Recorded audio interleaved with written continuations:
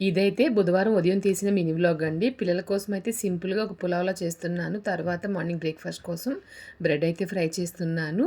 ముందు రోజు night bread తెమ్మని చెప్పాననమాట. నేను ఊరెళ్ళొచ్చిన దగ్గర నుంచి అసల ఒంట్లోనే బావుంటలేదు.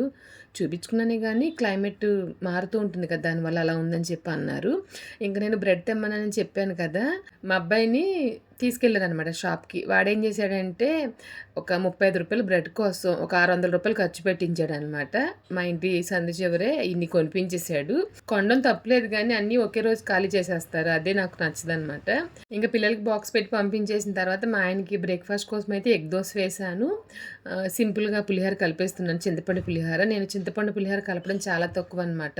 ఇక్కడ చెన్నైలో వచ్చేసి ఇన్‌స్టంట్‌గా పులిహోర పొడి, ఇంకా లెమన్ రైస్ పొడి దొరుకుతూ ఉంటుంది. ఎప్పుడు ఉదయం పూట చేయాలంటే గనుక అవైతే కలిపేస్తాను.